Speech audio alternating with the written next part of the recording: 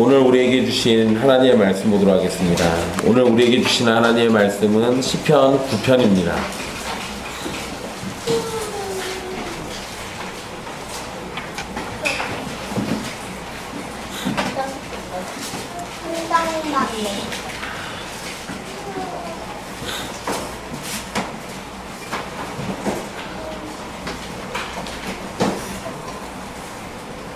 귀하신 하나님의 말씀 함께 읽도록 하겠습니다. 내가 전심으로 여호와께 감사하오며 주의 모든 기이한 일들을 전하리이다. 내가 주를 기뻐하고 즐거워하며 지존하신 주의 이름을 찬송하리니 내 원수들이 물러갈 때 주 앞에서 넘어져 망함이니이다. 주께서 나의 의와 송사를 변호하셨으며 보좌에 앉으사 의롭게 심판하셨나이다. 이방 나라들을 책망하시고 악인을 멸하시며 그들의 이름을 영원히 지우셨나이다. 원수가 끊어져 영원히 멸망하였사오니 주께서 무너뜨린 성읍들을 기억할 수 없나이다. 여호와께서 영원히 앉으시며 심판을 위하여 보좌를 준비하셨구나. 공의로 세계를 심판하시며 정직으로 만민에게 판결을 내리시리로다. 여호와는 압제를 당하는 자의 요새이시요 환난 때의 요새이시로다. 여호와여, 주의 이름을 아는 자는 주를 의지하오리니 이는 주를 찾는 자들을 버리지 아니하심이니이다. 너희는 시온에 계신 여호와를 찬송하며 그의 행사를 백성 중에 선포할지어다. 피 흘림을 심문하시는 이가 그들을 기억하시며 가난한 자의 부르짖음을 잊지 아니하시도다. 여호와여, 내게 은혜를 베푸소서. 나를 사망의 문에서 일으키시는 주여, 나를 미워하는 자에게서 받는 나의 고통을 보소서. 그리하시면 내가 주의 찬송을 다 전할 것이요 딸 시온의 문에서 주의 구원을 기뻐하리이다. 이방 나라들은 자기가 판 웅덩이에 빠지며 자기가 숨긴 그물에 자기 발이 걸렸도다. 여호와께서 자기를 알게 하사 심판을 행하셨으며 악인은 자기가 손으로 행한 일에 스스로 얽혔도다. 악인들이 수월로 돌아가며 하나님을 잊어버린 모든 이방 나라들이 그리하리로다. 궁핍한 자가 항상 잊어버림을 당하지 아니하며 가난한 자들이 영원히 실망하지 아니하리로다.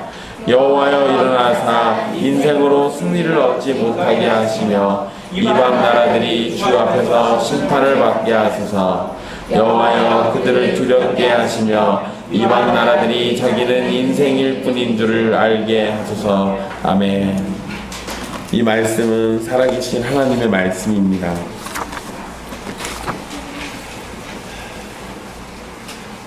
오늘은 지난주에 이어서 시편 9편의 말씀을 살핍니다. 우리 시편 9편의 머릿말은 다윗의 시 영장으로 뭇 랍벤에 맞춘 노래로 되어 있습니다. 여기에서 뭇 랍벤이라는 표현이 시편에서는 딱 한 번만 사용되었는데 정확히 어떠한 의미인지는 알 수는 없습니다. 단지 문자적으로 이해한다면 뭇 랍벤이라는 단어는 아들의 죽음이라는 의미입니다. 그래서 어떤 학자들은 아들의 죽음이란 곡조에 따라 부르는 노래라고 이해를 하기도 합니다. 그러니까 꼭 장송곡 같은 그러한 곡조를 따라서 부르라는 얘기죠. 그리고 또 어떤 학자들은 우리 한글 성경에 써 있는 것처럼 뭇 랍벤에 맞춘 노래, 즉 이 뭇 랍벤을 악기로 이해하고 있는 겁니다. 그래서 뭇 랍벤이라는 악기에 맞춰서 부르는 노래다라고 이렇게 이해하기도 합니다. 이게 한 번밖에 사용이 안 됐고 또 이에 대한 자료들이 많지 않기 때문에 학자들의 연구도 사실은 정확하다라고 말할 수는 없습니다. 정확히 어떠한 의미인지를 우리가 알 수 없을 때는 그것을 자기 마음대로 해석하거나 지나친 추측으로 해석하려고 하면 문제가 발생합니다. 지금처럼 연구가 부족한 상황에서는 정확한 의미를 알 수 없습니다. 이럴 때는 하나님께서 우리에게 지혜를 주셔서 알게 하실 때까지 겸손한 자세로 기다리는 것이 올바를 것입니다.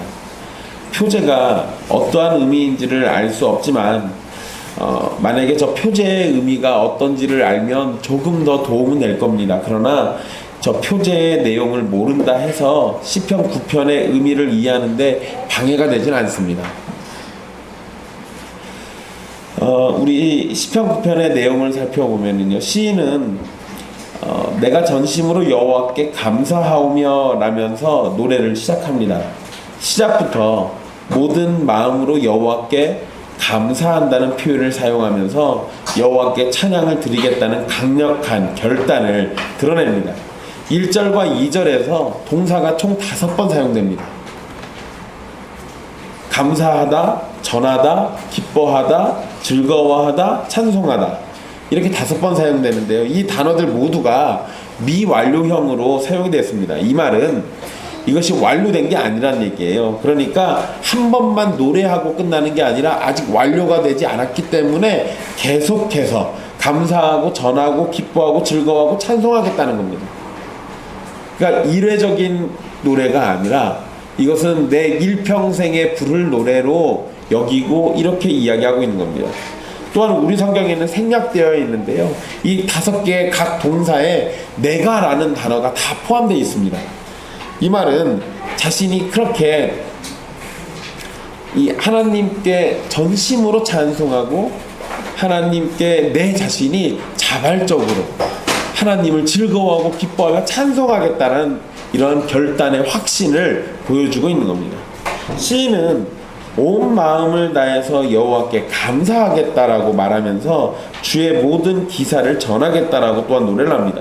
개인적으로 감사하는 것으로 끝나는 것이 아니라 하나님께서 자신에게 하신 일들과 세상에 하신 일들을 널리 알리겠다고 말합니다.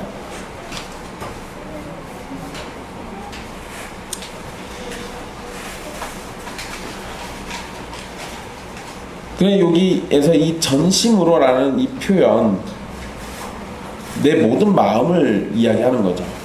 내 모든 마음.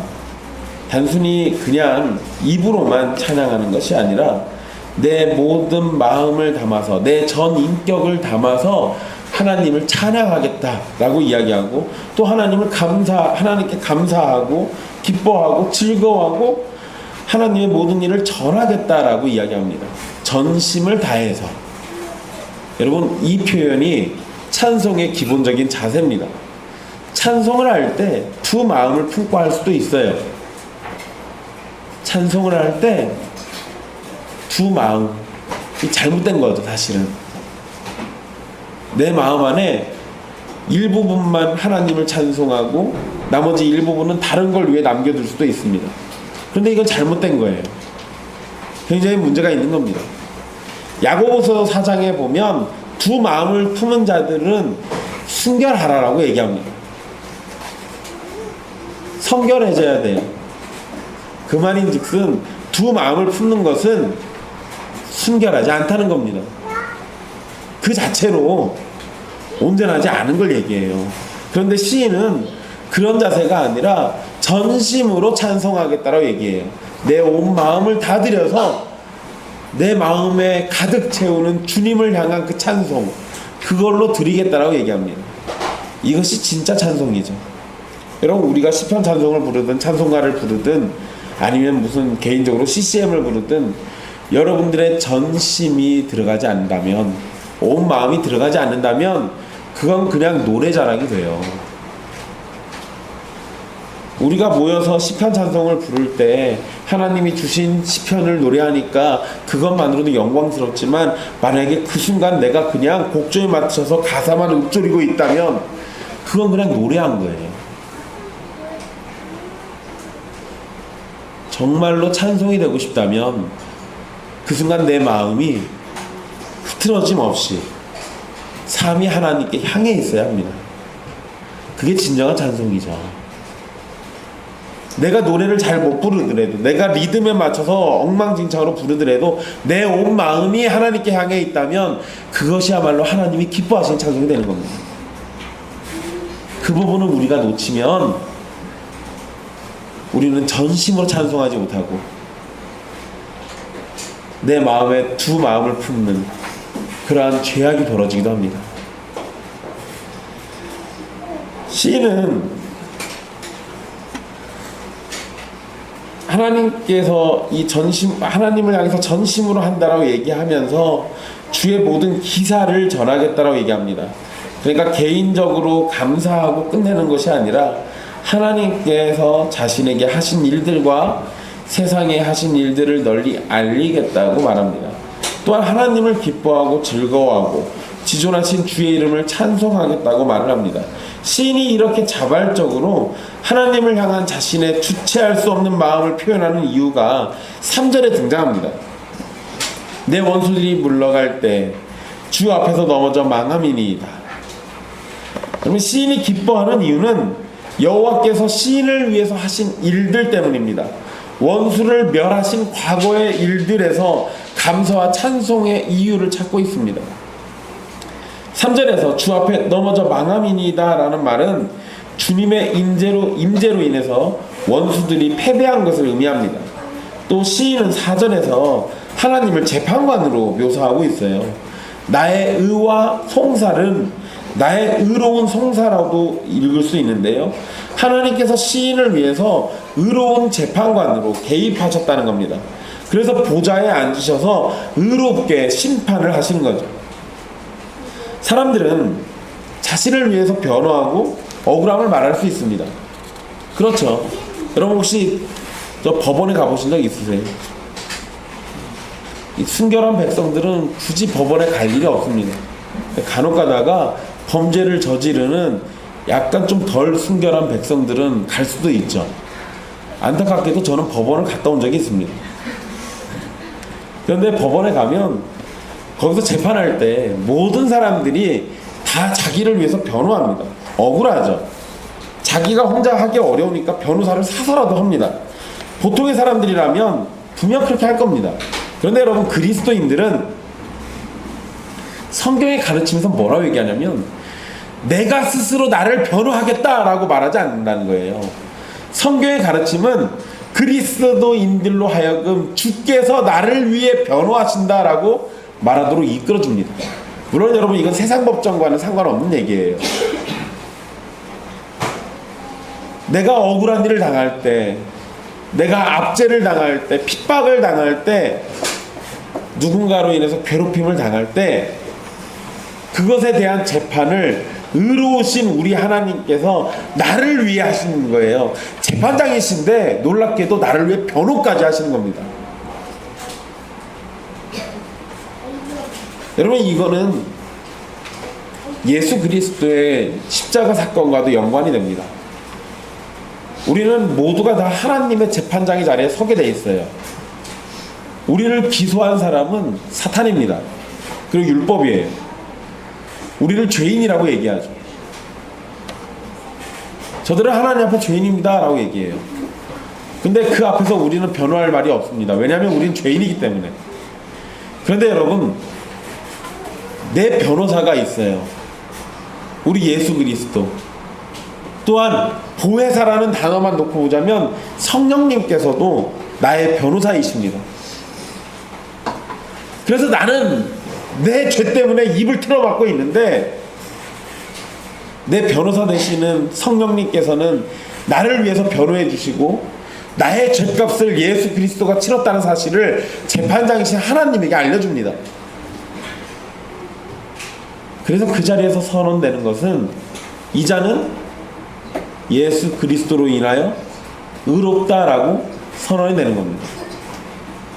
그래서 여러분, 시편 9편에서도 주께서 보좌에 앉으셔서 의롭게 심판하시는데 나의 행위를 놓고 심판하시는 게 아니에요. 그럼 분명 우리도 하나님의 심판받아서 다 죽을 겁니다. 그런데 우리가 저 재판장에 계신 하나님을 의지할 수 있는 이유는 우리에게 허락하신 메시아, 여자의 후손, 곧 예수 그리스도 때문에 가능한 겁니다. 그것을 만약에 놓치고 있는다면 우리 스스로가 의로운 사람이 될 수 있을 거다라는 착각을 하게 됩니다. 그러나 그렇지 않아요. 하나님께서 나를 위해 변호하시는 이유는 예수 그리스도 때문에 가능한 겁니다. 근데 여러분, 지존하신 주 9편 2절 중간에 나오잖아요. 지존하신 주의 이름을 찬송하리니. 저 지존하신 주, 지극히 높으신 바로 그분께서 나 같은 작은 자를 위해서 변호를 하신다는 사실은 하나님의 은혜와 사랑이 얼마나 큰지를 보여줍니다. 이러한 사랑을 받는데 찬양을 하지 않는다는 것은 있을 수 없는 일이에요. 이만큼 사랑을 받는데 하나님께서 나에게 베푸신 은혜를 다른 사람들에게 전하지 않는다는 것은 있을 수 없는 일입니다. 시인은 이 재판관의 보좌에 앉으신 주님께서는 의롭게 심판을 하셔서 억울함을 당한 시인을 위해 의로운 판단을 내려주셨습니다. 악인에게는 벌을 내리고 의인에게는 의롭다함을 해주셨다는 겁니다. 시인은 5절과 6절에서 하나님께서 과거에 하신 일들을 더 말합니다. 과거에 이런 일도 하셨어 라고 얘기하는 거죠. 주께서는 이방 나라들을 책망하셨고 악인을 멸하셨습니다. 그리고 그들의 이름을 영원히 지우셨습니다. 또한 원수가 끊어져 영원히 멸망하도록 하셨고 주님이 무너뜨린 성읍은 기억할 수 없는 상황이 되어버렸습니다. 여러분, 여기서 주께서 무너뜨린 성읍이라고 할 때 이 무너뜨림이라는 표현은요, 뿌리채 뽑다라는 의미가 있습니다. 그러니까 그냥 무슨 건물이 무너지고 나라가 무너지고 이런 정도가 아니라요, 완전히 땅에서 뿌리를 뽑아가지고 완전히 없이 해버리는 거예요. 그러니까 이 표현은 하나님께서 극심한 심판으로 그들을 다스리신다라는 걸 얘기해 주는 거죠.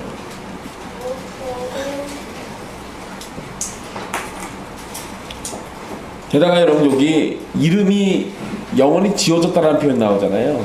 여러분, 정말 재밌게도요, 성경에는 나오는데 역사에는 나오지 않는 족속이 하나 있습니다. 아말렉 족속이에요. 아말렉이라는 족속은 성경에 분명히 있는데요, 세계 역사에는 아말렉이라는 이름 자체가 없어요. 왜냐하면 성경에 보면 하나님께서 그들의 이름을 지우셨다라고 표현을 하거든요. 그래서 세계 역사 속에서는 그들의 이름을 찾을 수가 없습니다. 그러니까 성경에만 등장해요. 그런데 여러분, 그러한 표현을 이스라엘에게도 하셨었어요. 이스라엘이 금송아지 가지고 하나님이라고 우상 숭배했을 때 하나님께서는 저들을 다 뽑아서 없애버리고 이름을 멸해버리고 내가 모세 너를 통해서 새로운 나라 만들겠다라고 얘기하십니다. 하나님 앞에 범죄하면 주께서는 이름을 아예 없이 하도록 만드신다는 거예요. 물론 여러분, 이스라엘 백성들은 모세의 중재 때문에 완전히 뽑히지는 않았습니다. 이건 우리에게 예수 그리스도께서 우리를 위해 중보하시는 일들을 보게 만들죠. 사실 우리의 행실과 우리의 삶만 놓고 본다면 우리도 뿌리째 뽑혀 불구덩이에 들어갈 존재입니다. 우리의 이름은 절대 기억되지 않을 이름이에요. 그런데 예수 그리스도께서 우리를 위해 중보하시기 때문에 우리는 뽑히지 않는 겁니다. 우린 불구덩이에 들어가지 않는 거예요. 모든 것이 다 하나님의 은혜입니다. 이방 나라를 책망하신 것과 악인을 멸하신 것은 평행을 이루는 의미입니다. 이방 나라는 하나님을 믿지 않는 언약 밖의 나라를 의미합니다. 그러한 곳에 사는 사람들은 악인이 되는 거예요. 그들은 이름조차 지워져서 기억될 수 없는 존재들이 됩니다. 오늘 본문 2절에서 주님의 이름은 찬송을 받고 있지만 원수들의 이름, 악인들의 이름, 이방 나라의 이름은 기억되지 못하게 됩니다. 이름이 없다라는 것은 그 존재마저도 없어지는 것과 마찬가지예요. 이러한 시편을 반대로 생각한다면, 이 시편의 노래를 거꾸로 생각해 본다면, 하나님께 속한 하나님의 나라에 사는 의인들은 그들의 이름이 없어지지 않고 계속해서 기억되는 영광을 누리게 된다는 겁니다. 우리의 이름을 안다는 거죠. 얼마나 영광스러운 일입니까?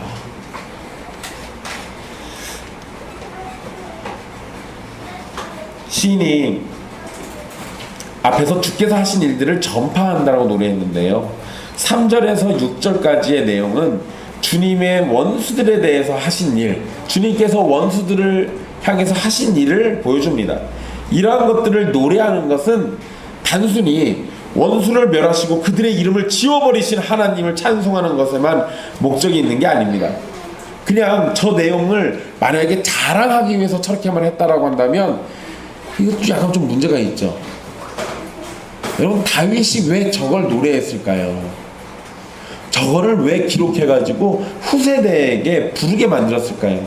이걸 생각해 봐야겠죠. 원수들의 이름이 사라진다는 사실은 곧장 원수의 자리에 있는 자들에게 돌이킬 것을 알려주는 교훈이에요.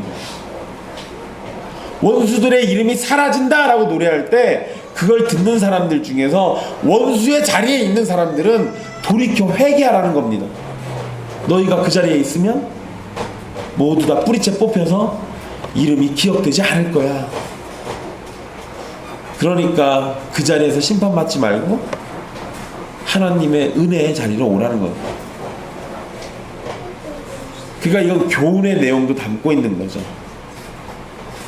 하나님을 알지 못하거나 인정하지 않는 이방 나라의 자리에 있는 악인들은 하나님의 심판을 통해서 기억되지 못하게 될 겁니다. 그러니 이방 나라의 자리에 있는 악인들은 속히 자신의 죄를 회개하고 주님의 구원하심을 바라며 나와야 하는 거예요. 심판은 우리에게서 먼 곳에 있는 것이 아니라 우리와 한 걸음 떨어진 곳에서 하나님의 처음문을 기다리고 있습니다. 심판이 내가 나이가 아직 어리니까 한 50년쯤 있다가 뭐 그때쯤 생각하면 되겠지. 한 10년 20년 뭐 요새 100세 시대인데 이러면서 심판이 나에게 멀게 있다라고 생각하지 마세요. 심판은 우리 바로 옆에서 호흡하고 있어요. 죽음은 내게서 멀리 떨어진 게 아니라 내 친구처럼 딱 달라 붙어 있어요. 그리고 하나님께서 허락하시는 바로 그 순간 그 죽음이 나를 덮치는 겁니다. 그걸 생각해 본다면 우리는 언제 죽을지 모르기 때문에 속히 돌이켜야 맞아요. 속히 악인의 자리에서 떠나서 하나님의 복음을 듣고 하나님이 원하시는 바로 그 자리에 서야 하는 겁니다. 7절과 8절에서 다시 재판장이신 하나님에 대해서 노래를 합니다. 주님께서는 심판을 위한 보좌에 영원히 앉으실 것입니다. 과거에도 의로운 재판을 하신 분께서는 미래에도 의로운 재판을 위해서 재판장의 보좌를 준비하셨어요. 그러니까 앞에서는 과거의 일들을 얘기했는데 7절과 8절은 이제 미래의 일들을 얘기하고 있는 겁니다. 과거에도 공의로우신 분이라면 미래에도 공의로우신 분이에요. 하나님은 변하시지 않으니까. 8절은 그러한 주님께서 공의와 정직으로 심판하실 것을 지금 노래하고 있는 겁니다. 5절과 6절의 내용만 생각해 본다면 하나님의 심판은 멸망을 가져옵니다. 그러나 우리가 잊지 말아야 할 것은 하나님의 심판이 불의하지 않다는 겁니다. 자꾸만 우리는 우리의 판단과 우리의 이성과 우리의 경험에 비춰서 하나님의 심판이 불의하다라고 생각을 해요. 근데 여러분, 그건 내 입장이고요. 법을 세우신 하나님의 입장에서는 우리가 불의한 거죠. 하나님은 결단코 불의하지 않습니다. 하나님의 심판은 정의롭고 공정한 겁니다. 과거에도 공정하고 의롭게 심판하신 하나님께서는 미래에도 그렇게 하실 겁니다. 인간 재판장은 돈으로 매수가 되기도 하고 잘못된 판단으로 의로운 판결을 내리지 못할 때도 있습니다. 그러나 우리 주님은 언제나 변함없이 공의로우시고 공정하신 분이십니다. 그분의 판결은 어느 누구도 불만을 품을 수 없이 완벽한 겁니다. 주님께서는 바로 그러한 재판을 위해서 자리를 준비하시고 계신 거예요. 근데 그 의롭고 공정한 그 심판의 자리에 그냥 자연인인 내가 선다면 우린 결단코 용서받지 못할 겁니다. 우린 결단코 살아남지 못할 거예요. 근데 의롭고 공정하신 분이시기 때문에 예수 그리스도께서 우리를 위해 피 흘리신 그 값을 우리의 것으로 인정해 주시고 용서해 주세요. 그냥 용서해 주시는 게 아니라 죄값을 치르고 또 순종의 요구를 다 완성한 일들로 우리를 용서해 주시고 용납해 주시는 거예요. 의롭고 공정하신 분이기 때문에. 그래서 예수님이 오셨어야만 하는 겁니다. 그래서 예수님이 우리를 위해 죽으셨어야만 하는 거예요. 그래서 예수님이 아기 예수로 태어나서 순종의 삶을 사셨던 거예요. 공정하신 심판장이 계시기 때문에.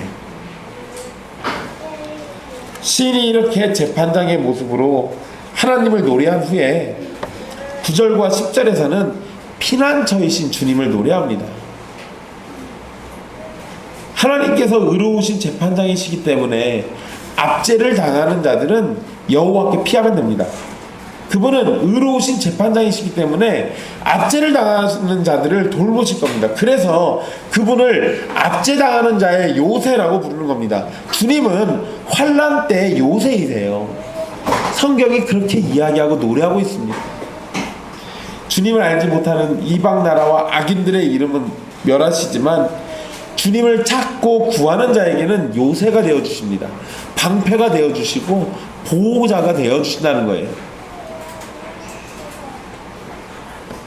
10절에서는 바로 이러한 점을 강조하면서 노래를 합니다. 주님의 이름을 아는 자는 주를 의지하오리니 이는 주를 찾는 자들을 버리지 아니하심이니이다. 이름을 안다라는 것은 주님을 믿는다는 말과 같은 의미입니다. 주님의 이름을 아는 자들은 그분이 자기를 찾는 자들을 버리지 않으시리라는 것을 깨닫고 그분을 의지할 겁니다. 그렇게 세상에서의 압제와 환난은 오히려 하나님께서 요새이시며 의지할 분이시며 참된 보호자가 되신다는 사실을 알도록 도와줍니다. 그러니 환난 중에도 주님을 기뻐하며 압제 가운데서도 주님의 선하심을 의지할 수 있게 되는 거죠. 그것이 바로 성경이 가르치는 참된 믿음이에요. 우리가 약할 때 강하신 주님이 보이는 거예요. 내가 아무것도 할 수 없을 때 전능하신 하나님이 보이는 겁니다. 내게 지혜가 하나도 없을 때 모든 지혜의 근원이신 하나님이 보이는 거예요. 그러니까 여러분, 이 말은 여러분들이 약해진다라는 것을 두려워하지 말라는 겁니다. 내가 약해질 때 주님께 한 걸음 더 나아가요. 내가 할 수 없을 때 주님을 더 찾게 되는 겁니다. 그래서 내게 찾아오는 연약함은 하나님이 나를 괴롭히려고 하는 것이 아니라 그러한 연약함과 우리의 힘없음, 덧없는 그러한 것들로 전능하시고 사랑이 많으신 그 하나님을 찾도록 만드는 겁니다. 여러분, 저 설교 준비하는데 은성이가 장난감 가지고 제 방을 왔다 갔다 했어요. 힘들어 죽는 줄 알았습니다. 주께서 왜 저에게 이런 시련을 주시나이까? 저 아이가 와서요, 이게 조립이 안 된대요. 자기 딴에 해보다가 안 되니까 아빠는 할 수 있을 것 같으니까 저한테 왔겠죠. 그래서 오면 제가 다 해줬습니다. 그러다 나중에 결국에는 설교 안 돼가지고 제 서재로 도망가서 설교 쓰고 왔어요. 그런데 아이도, 어린 아이들도 내가 안 되면 부모를 쫓아가잖아요. 내가 안 되는 걸 알았을 때 되는 분을 찾아가는 게 지극히 정상적이잖아요. 그렇기 때문에 우리가 나약하다라는 사실을 알게 될 때 우리 주님이신 하나님을 찾아가는 것이 지극히 당연한 모습입니다. 그 얘기인즉슨 주께서 나를 나약하게 만든다라는 건 하나님께서 자기를 더 찾아오라고 우리에게 길을 열어주시는 거라 생각하면 되는 겁니다. 고난을 주시는 하나님은 우리를 미워서 죽이려고 하는 것이 아니라 우리로 하여금 하나님을 더 의지하게 만들려고 하는 거예요. 그것이 하나님이 일하시는 방식입니다. 시편 9편에서 찬송하다라는 말이 사실 계속 나오고 있습니다. 굉장히 많이 반복되고 있는데요. 그런데 11절에서는 찬송하다라는 말이 명령형으로 사용됩니다.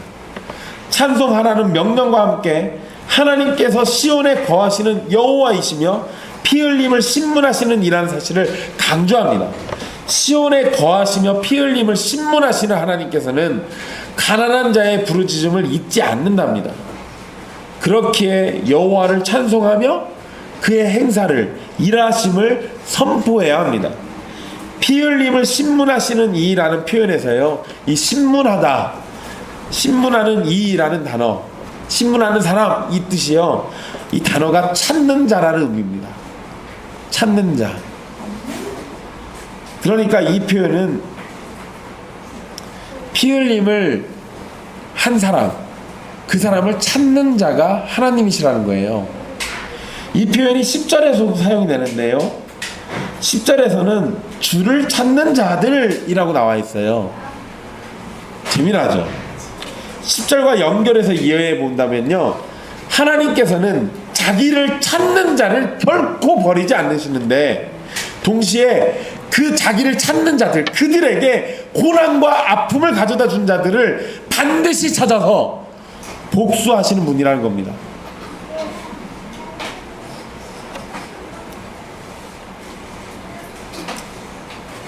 우리 성경에서 가난함으로 번역된 단어, 가난하다는 의미가 있긴 맞습니다. 근데 이게 억압받는, 고통받는 이라는 의미도 있습니다. 그러니까 사실 문맥상으로 보면요, 가난하다라고 번역하기보다는 억압받는 이라고 번역하는 게 훨씬 더 맞았을 겁니다. 하나님은 의로우신 분이시기에 억압받는 자들에 대해서 관심이 많으시고, 또한 그들의 부르짖음을 외면하시지 않습니다.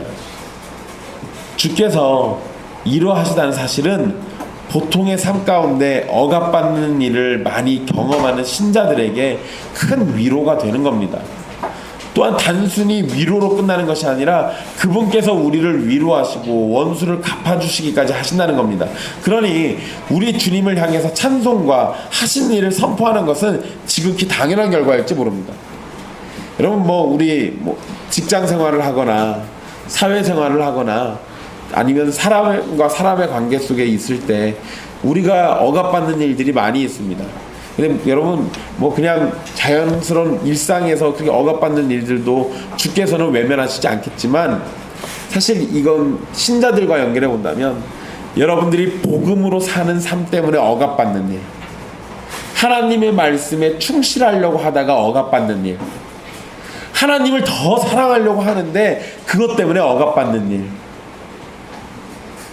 분명 우리 삶 속엔 그런 일들이 있어요.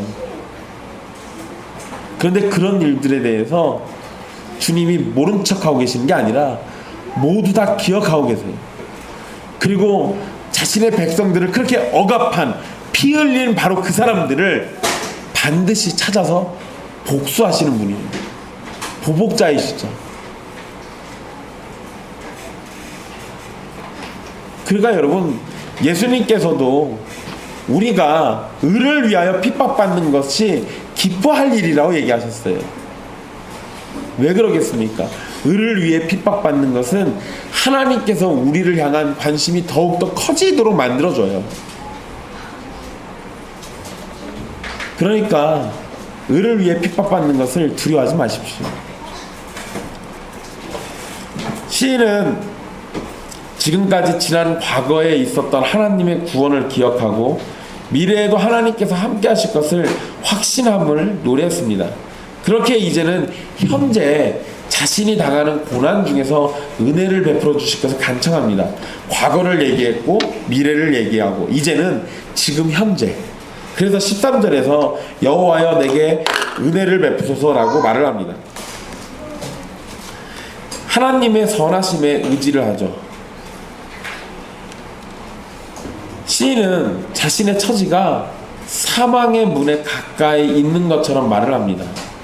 그러나 하나님은 사망의 문에서 일으키시는 주님이심을 신뢰하며 노래를 하고 있어요. 시인도 대단한 거죠. 주님께서 사망의 문에 있을지라도 일으켜 건져주실 것을 굳게 신뢰하는 시인은 자신을 미워하는 자들에게서 받는 자신의 고통을 봐달라고 호소합니다. 그러니까 사망의 문에서도 나를 건져주시는 분이시니까 지금 내 고통, 내 억압받는 이 상황, 주님 이것도 돌아봐 주시옵소서라고 얘기하고 있는 거예요. 13절에 우리 성경에는 여호와여 내게 은혜를 베푸소서라고 돼 있지만 이전 성경에는 여호와여 나를 긍휼히 여기소서라고 돼 있었어요. 사실 둘 다 같은 의미입니다. 그리고 그 단어가 이 두 가지 의미가 다 있어요. 주께서 나를 긍휼히 여겨 주시옵소서. 여러분, 우리가 하나님께 할 수 있는 최고의 기도 내용이죠. 그 말에 다 포함되어 있습니다. 하나님 앞에서 우리는 불쌍한 존재예요. 하나님의 긍휼이 필요한 존재죠. 그 긍휼은 결국 우리에게 사랑으로 찾아오게 되는 겁니다. 그러니까 나를 긍휼히 여겨주시옵소서라는 얘기는 결과적으로 놓고 본다면 하나님 나를 더 사랑해 주십시오라고 얘기하는 거랑 똑같아요. 여러분, 이건 우리가 사실 하나님 앞에 조금 죄송한 일이기도 해요. 왜냐하면 하나님은 이미 우리를 충분히 사랑하고 계신데 우리가 몰라요. 우리가 몰라요. 우리의 눈이 가려지고 우리의 영이 민감하지 못해서 하나님의 넘치는 사랑이 있는데 그걸 미처 발견하지 못하는 겁니다. 그런데 그런 가운데서도 시편이 하는 얘기는 하나님 나를 더 사랑해 주세요라고 얘기해요.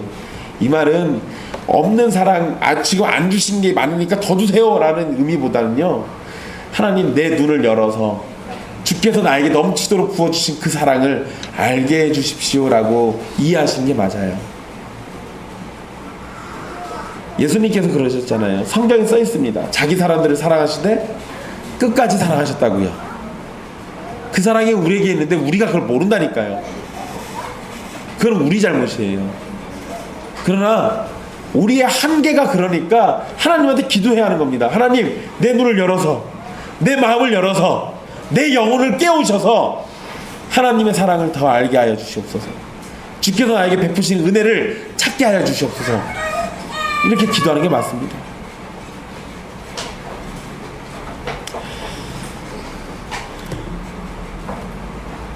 우리가 이렇게 노래할 수 있는 것은 하나님께서 공의로 심판하시는 분이시고 압제당하는 자의 요새이시며 피 흘림을 신문하시는 분, 끝까지 참는 분이시기 때문이에요. 주님께서 자신을 돌보아 주신다면 주의 찬송을 다 전하고 딸 시온의 문에서 주의 구원을 기뻐할 거라고 성경에서 노래를 하고 있습니다. 여러분, 자신을 이 바로 앞전에서 뭐라 표현했냐면 사망의 문에 있다라고 그랬어요. 그런데 그렇게 묘사한 시인은 자신을 하나님께서 구원해 주시면 딸 시온의 문에서 주의 구원을 기뻐할 것이라고 말합니다. 딸 시온의 문, 이 표현은요 시편에는 나오지 않습니다. 여기서만 나와요. 그런데 이사야나 예레미야에는 또 자주 나옵니다. 이건 예루살렘을 가리키는 표현이에요. 사망의 문에서 구원을 받은 자들은 예루살렘 문, 시온의 문에서 하나님을 찬송을 한다는 겁니다. 신자는 13절에서처럼 하나님께 은혜와 자비를 구할 수 있습니다. 그러나 그것으로 인해서 우리가 해야 할 일은 분명히 정해져 있어요. 하나님께서 은혜 베푸셔서 여러분들의 눈을 밝히시고 여러분들이 하나님의 사랑을 더 발견하게 된다면 그때 우리가 할 일은 하나님을 찬송하고 하나님의 영광을 드러내는 겁니다. 하나님께서 은혜를 베푸심을 알 때마다 주의 찬송을 다 전하고 주의 구원을 기뻐해야 하는 거예요. 이게 우리가 할 일입니다. 그냥 앉아가지고 주시는 것만 받아서 누리는 게 아니라 진짜 하나님의 백성들은 나 같은 것에게 내리신 하나님의 이 큰 은혜를 알기 때문에 하나님을 향해서 기뻐 뛰며 찬송하지 않을 수가 없어요. 잘 생각해 보세요. 우리는 원래 이 표현대로 하자면 사망의 문에서 줄 서 있는 자들이에요. 차례차례 사망의 문에 들어가는 사람들입니다. 그런데 거기에 있던 우리를 주께서 건져주셨잖아요. 시온의 문으로 옮겨주셨단 말이에요. 사망의 자리가 아니라 구원의 자리로 갔는데 아유 뭐 네 여기나 저기나 감사합니다 그냥 이렇게 미적지근하게 얘기할 사람이 있겠습니까? 아니요, 그럴 리가 없어요. 이게 얼마나 큰 건지 아는 사람들이라면 기뻐 뛰면서 노래하지 않을 수가 없는 겁니다. 하나님께 영광을 돌리지 않을 수가 없어요. 주의 이름을 기뻐하지 않을 수가 없는 거예요. 내가 받은 구원이 얼마나 큰지를 손으로 세보십시오. 여러분들의 셈을 하는 손은 곧장 춤추는 손으로 바뀔 겁니다. 하나님을 향해 박수치는 손으로 바뀔 거예요.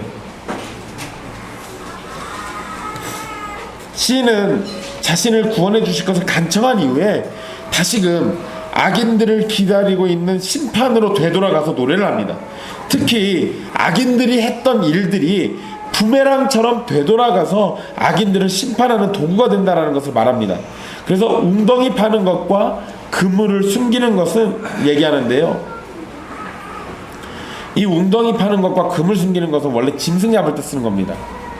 그런데 웅덩이도 파고 그물도 숨겼다는 것은 악인들이 얼마나 열심히 신자들을 괴롭히려고 했는지를 보여주게 돼요. 보통 하나만 하는 건데요, 두 개를 해놨잖아요. 치밀하게 열심히 쉬지 않고 우리를 잡아뜨리려고 하는 거예요. 그러나 여러분, 그러한 노력이 오히려 자신들을 거기에 빠뜨리고 걸려들도록 만든다는 겁니다. 16절 앞부분에 여호와께서 자기를 알게 하사 라고 되어 있습니다.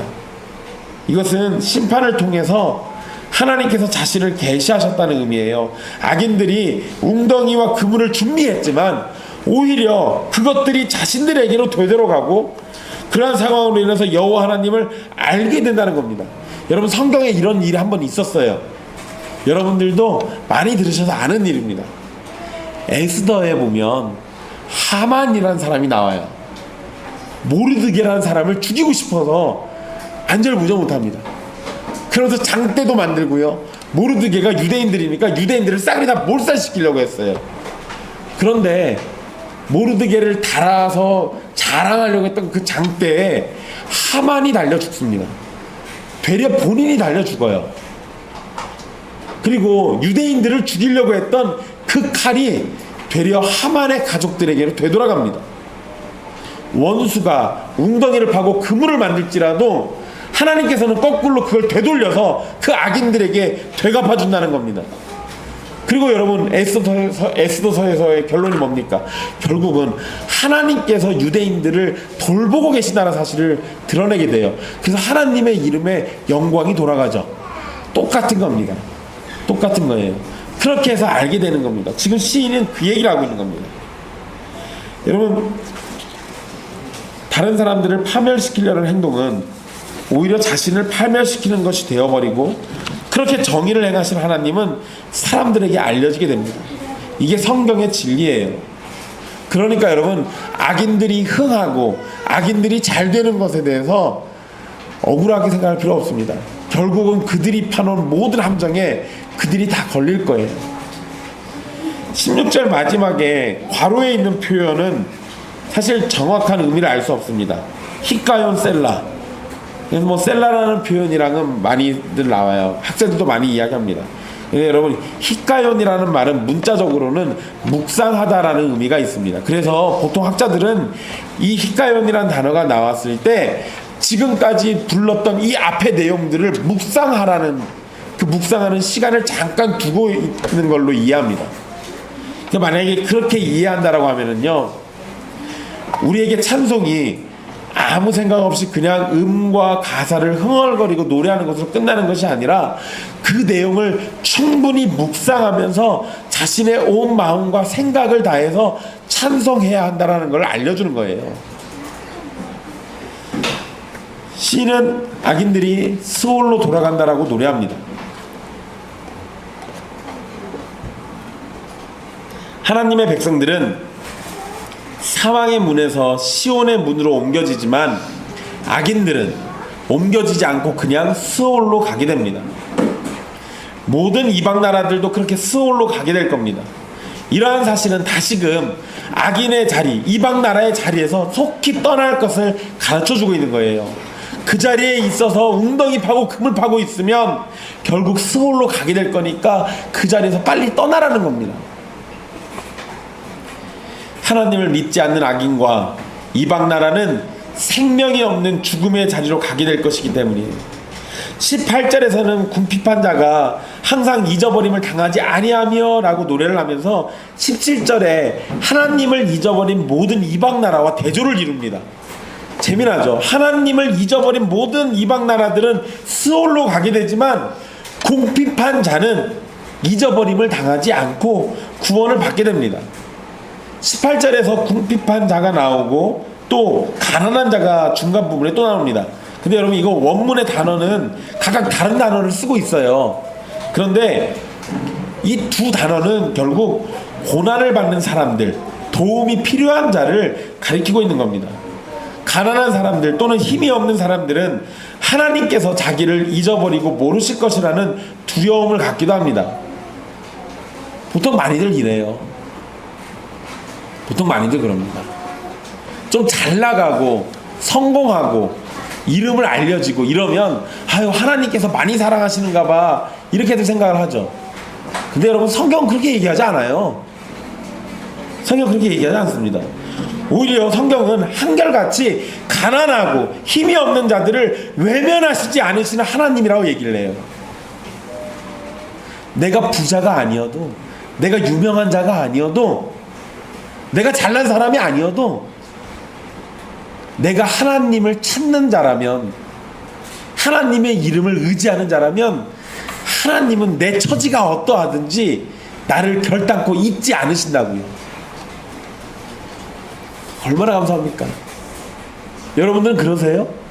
아니요, 사람들은 잘 그러지 않습니다. 나에게 도움되는 사람들은 이름도 다 알고 집이 어딘지도 다 알고 그 집 식구들이 어떤지 뭐 이웃에 사는 사촌이 어떤지 다 알아요. 나한테 별로 도움 안 되는 사람들은 사실 내 관심이 없으니까 어디에 사는지도 잘 모르죠. 그게 보통 인간들의 처지예요. 우리의 상황이고. 근데 우리는 그러지만 하나님께서는 그러시지 않아요.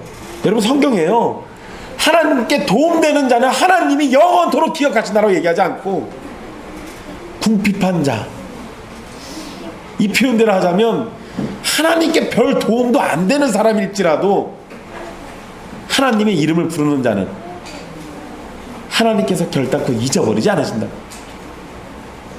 우리에게 요구되는 거는 주님의 이름을 의지하는 것밖에 없어요. 근데 그거를 했는데 주님이 나를 기억하신다고요. 얼마나 감사합니까? 이제 시인은 마지막으로 하나님의 원수들이 승리를 얻지 못하고 자신들이 인생일 뿐이라는 사실을 알게 해달라고 간청을 합니다. 19절에 인생이라는 단어가 나와요. 여호와여 일어나사 인생으로 승리를 얻지 못하게 하시며, 여기 인생. 근데 여러분 이 인생이란 단어는 그냥 문자적으로는 인간이란 뜻입니다. 그런데 이게 그냥 인간은 아니고요, 인간의 연약함과 유한함, 끝이 있는 그러한 존재라는 의미가 포함되어 있습니다. 죽을 수밖에 없는 인간은 전능하시고 지극히 높으신 하나님과 비교가 되죠. 시인이 지금 노래하는 건 악인들이 그걸 깨달으라는 거예요. 아, 우리는 그냥 인생일 뿐이구나, 아, 우리는 연약한 존재일 뿐이구나 라는 걸 깨달으라는 겁니다. 교훈의 얘기예요. 악인들은 그러지 않습니다. 내가 강한지 알죠. 내가 충분한지 알아요. 하나님 안 믿어도 나는 뭐 문제 없는지 알아요. 세상 사는데 여러분 하나님 안 믿어도 사실 이 세상 사는 데는 크게 불편하지 않습니다. 그러니까 사람들은 굳이 그걸 왜 믿어야 돼? 이렇게 생각들을 하죠. 그런데 우리가 이 세상 살면서 하나님을 안 믿어도 불편한 건 없지만요, 그냥 하나님 없이 생각해도 우리는 연약한 존재라는 거 알 수 있잖아요. 이대로 있으면 우리에겐 사실 죽음밖에 없다라는 거 알 수 있잖아요. 우리 경험적으로 다 압니다. 우리 할아버지 할머니가 죽는 거, 내 부모님이 죽는 거 경험해 보면서 다 알아요. 사람은 결국 다 죽게 돼 있습니다. 연약한 존재일 뿐이에요. 우리가 아무리 잘나도, 아무리 돈을 많이 벌어도, 아무리 유명해도 다 똑같아요. 그런데 시인이 바로 지금 그 부분을 얘기해요. 우리가 그렇게 연약한 존재라는 걸 알 때 우리는 우리 스스로를 의지하는 게 아니라 연약하지 않는 지극히 높으신 하나님을 의지해야 한다는 사실을 보여주는 거예요. 그것을 악인들로 하여금 알게 해달라고 얘기하는 겁니다.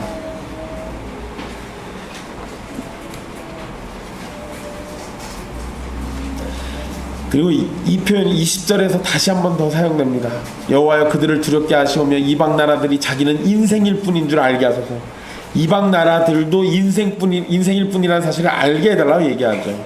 연약하고 유한하며 죽을 수밖에 없는 사실, 그런 인간이라는 사실을 알게 해달라고 기도하면서 시편 9편이 끝납니다.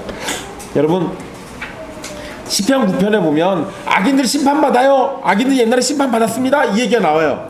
근데 마지막은 뭘로 끝나냐면요, 그 악인들로 하여금 자기들이 인생일 뿐이라는 사실을 알게 해달라고 합니다. 이 얘기는 악인들 심판받으니까 잘됐다가 아니라 이 시인이 지금 뭐라고 있는 겁니까?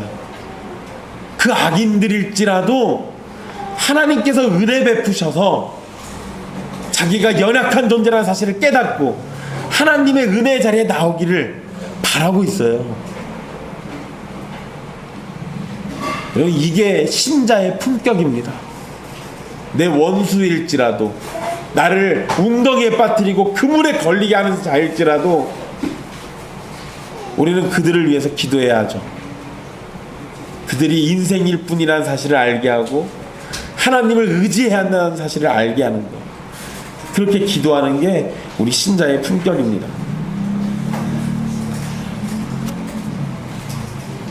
시편 9편은 재판장이신 하나님을 노래하면서 억울함을 해결해 주시는 분이심을 노래합니다. 그리고 압제와 환난을 당하는 자들의 요새가 되시는 하나님을 노래하면서 그분께서는 또한 가난한 자를 잊지 않으신다는 사실을 또 알려주죠. 그러면서 동시에 악인들과 하나님을 알지 못하는 이방 나라들이 자기가 준비한 악한 일들로 인해서 웅덩이에 빠지고 그물에 걸릴 것을 말합니다. 그리고 마지막은 하나님 앞에서 인생이 얼마나 나약한 존재인지를 강조하면서 끝이 납니다. 우리는 연약한 자들을 돌보시는 하나님에 대한 말씀을 읽을 때 감사함을 나타냅니다. 얼마나 감사해요. 나같이 연약한 자를 우리 주께서는 외면하시지 않고 나를 돌보신다는 사실. 그런데 여러분, 이 말씀을 대할 때 우리가 기억해야 할 부분이 있습니다. 어쩌면 내가 그 연약한 자들을 억압하고 웅덩이와 그물을 준비하는 악인의 모습을 가지고 있을지도 모른다는 사실이에요. 우리도 충분히 그럴 수 있죠. 충분히 그럴 수 있습니다. 여러분, 우리 교회가 그러진 않지만요, 우리가 법적으로는 속해 있는 데가 한국기독교장로회잖아요. 한국기독교장로회의 가장 주된 신학적 특징은 민중신학이에요. 그래서 여러분, 민중신학은 이 민중들과 함께하는 그리스도를 얘기하고 민중이 곧 그리스도라는 개념을 가지고 있습니다. 그러다 보니까 작은 소자에게 하는 것이 예수님에게 한다라는 이 진리를 가지고 힘없고 억압받는 자들을 돕는 일에 열심을 내요. 뭔가 의미는 틀린 건 아니에요. 그런데 거기에 이상하게 자꾸 우상숭배 요소가 좀 들어가서 문제가 있는 겁니다. 그런데 재미나게도 이 민중신학을 따라서 민중신학을 따른 일들을 했던 사람들, 예전에 목사님들이 함께 데모하고 억압받는 자들을 위해서 소리 질렀는데, 그때 같이 소리 지르던 민중들이 시간이 흘러서 높은 자리에 올라가니까 역으로 그들이 민중을 억압하는 바로 그 사람들이 돼 있어요. 이게 되게 무서운 얘기예요. 되게 무서운 얘기입니다. 여러분, 좀 더 가깝게 얘기해 드릴게요. 전 지금 목사지만요, 전 또 담임 목사잖아요. 굉장히 자랑스럽습니다. 그래서 여러분, 전도사 때 또는 부목사 때 담임 목사님이 하는 걸 보면 막 속 터져 죽습니다. 아니, 왜 저렇게 하지? 아니, 왜 성경대로 안 하고 왜 저렇게 하지? 나라면 저렇게 안 할 텐데. 근데 여러분, 그렇게 외치시던 분들이 담임 목사가 되면 더 해요. 자기 밑에 사람들이 그렇게 얘기하면 나도 옛날에 그렇게 했는데 지나고 보니까 그게 아니야 라고 하면서 억압하고 이상한 일로 빠지는 이런 일들이 돼요. 여러분, 자리에 따라서 사람들이 변합니다. 이걸 생각할 때요, 어쩌면 내가 누군가를 억압하는 존재일지도 모른다는 거예요. 누군가를 핍박하는 존재일지도 모른다는 겁니다. 그러니까 하나님, 저처럼 연약한 자를 돌보시는 주여 감사합니다만 할 게 아니라 혹여 내가 조금이라도 갖고 있는 그 힘으로 누군가를 억압하고 있지는 않은가 돌이켜봐야 돼요. 이 세상에 억압받는 자만 있는 게 아니라 바로 그 억압하는 악인들도 있는데 내가 그 악인의 모습을 가지고 있을지도 모른다는 겁니다. 그러니까 여러분들의 삶을 돌아보십시오. 혹여 내 모습 중에 그런 게 있지는 않은가. 시편 9편을 노래할 때 우리는 우리를 너무도 쉽게 연약하고 가난한 자라고만 생각하게 됩니다. 그러나 우리가 때로는 누군가를 억압하는 악인의 모습을 가지고 있을지 모른다는 사실을 기억하면서 9편의 마지막의 말씀을 나의 삶에 적용할 필요가 있음을 기억해야 합니다.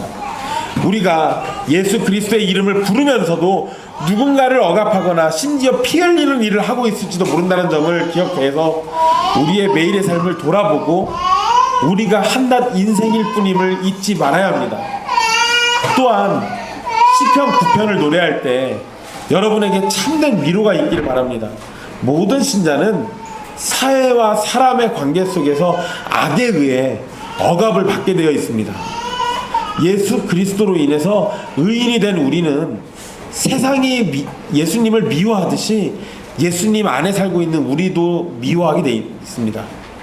그래서 예수 그리스도로 의인이 된 신자는 언제나 악인들로 가득한 세상으로부터 억압과 핍박을 받게 되어 있습니다.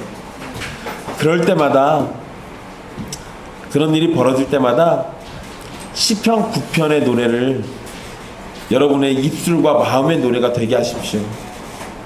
예수 그리스도께서는 우리의 변호자가 되시고 의로운 재판을 담당해 주실 겁니다. 우리를 위해서 변호해 주실 겁니다. 주의 이름을 알고 주를 의지하는 자를 결단코 버리지 아니하시는 하나님을 기억한다면 억압과 핍박 가운데서도 언젠가 우리를 위해서 일어나실 하나님을 바라보면서 그 시간들을 이겨내고 견뎌내게 할 수 있습니다. 사랑하는 형제 자매 여러분, 우리를 사망의 문에서 일으키시어 시온의 문으로 옮기시는 주님의 구원하심을 노래합시다. 그분은 억압과 고통 속에서 신음하는 우리를 기억하시며 악인의 승리를 허락하시지 않는 분이십니다. 비록 고통과 핍박과 괴로움이 너무 커서 마치 하나님이 우리를 기억하시지 않는 것처럼 느껴질지 몰라도 그것은 연약한 인생인 우리의 한계일 뿐이지 하나님께서 우리를 떠나신 것이 아닙니다. 오히려 그러한 한계를 경험하게 될 때 더욱 우리의 마음을 주님께로 향하여 주께서 은혜를 베푸시기를 간청하고 노래하십시오. 주님은 성경 말씀에서 기록된 내용을 결단코 지키시는 분이십니다. 그 하나님께서 우리를 위해 일어나시고 악인들을 멸하시며 우리의 억울함과 피 흘림을 보상해 주실 것입니다. 이미 우리를 위해 일하신 예수 그리스도의 공로가 우리와 함께 있음도 기억하십시오. 우리는 이미 충분히 의로우신 하나님의 손길을 경험하고 살고 있습니다. 그러니 여러분들의 마음을 열어 입술을 열어 주님을 찬송하기를 결단코 쉬지 마십시오. 기도하겠습니다.